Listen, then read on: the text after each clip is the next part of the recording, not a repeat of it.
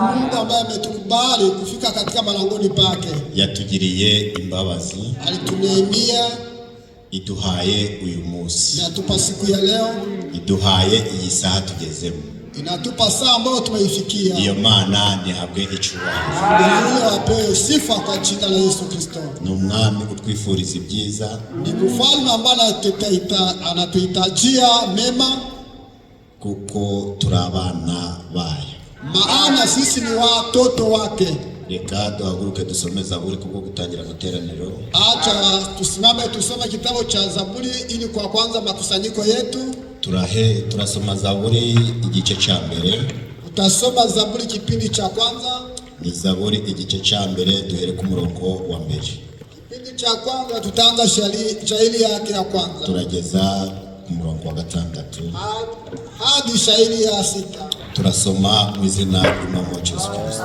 Soma kwa jina la Bwana wetu Yesu Kristo. Hahirwa umuntu udakurikiza imigambi y'ababi, tahagarare mu nzira y'abanyabyaha, tiyicarane n'abakobanyi, ahubwo amategeko y'Uwiteka niyo yishimira, kandi amategeko ye niyo yibwira ku manywa na nijoro.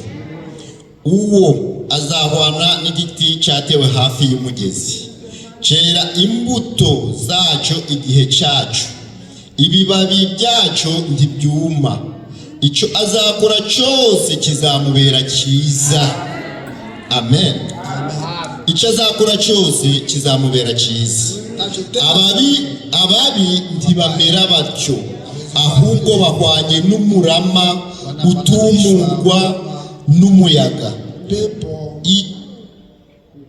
Nico gituma ababi bazatsindwa ku munsi w'amateka, n'abanyabyaha bazatsindwa mu iteraniro ry'abakiranutsi, kuko Uwiteka azi inzira y'abakiranutsi, ariko inzira y'ababi irarimbuka. Amen. Mu karirimbo ka meditation, kwa nyimbo ya kujiosha kagufiya fupi, hanyuma buri umwe wese araterura isengesho, baadaye kila wayote atanyakuwa ombi.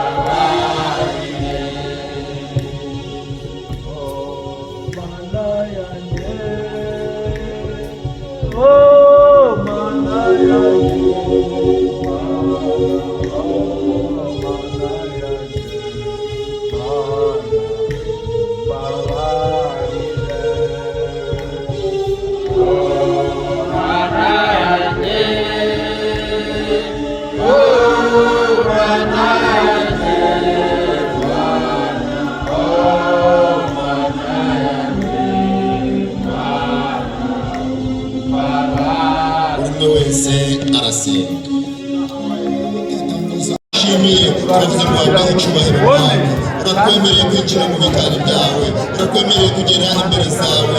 Niyo mpamvu tukwinginze ku mazi wakoze data, turi abanyategeki, twaracumuye, twagiye inyuma yo gushaka kwawe. Ndakwinginze mwami ngo tubabarire, eza itorero ryawe, eza bene data na bashiki bacu, buri umwe wese ufite ibibazo data, buri umwe wese ufite ingorane imbere zawe. Ndakwinginze mu mazi wakoze mwami, tuvaneho ikizinga no mu kanyari, tuvaneho ibibazo byose byaba bituriho, ibitashobora guhagarara imbere zawe, ibitagera imbere zawe, ibyo ari byo byose data. Ndakwinginze ngo ukweze mwami, turebere munsi y'amaraso y'umurenzi Golgota, uturebere munsi y'amaraso y'i Karuvari, y'amaraso yavuye mu rubavu rwa Emanueli, abariyo mwongera kutureberamo. Na n'izi saha aracyari umuvugizi wacu data. Ubwo rero ariwe muvugizi wacu aze yongere kutuvugira mu izina ry'umwami wacu Yesu Kristo. Maze itorero ryawe rero ubwo tugiye guterana dutangirane nawe aya materaniro, wigaragaze hagati yacu, ijuru rimanuka hagati yacu, imbaraga zawe ziza hagati yacu, abamarayika bawe bera bagendagenda hagati yacu, mu izina ry'umwami wacu Yesu Kristo.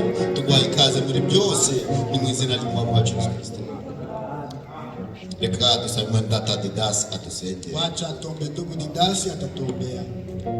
Mana ishobora byose kandi Mana itananirwa, uzi byose kuturusha, wabanye natwe iki cyumweru cyose, abo muri kampani warabarinze, abari mu rugo warabarinze.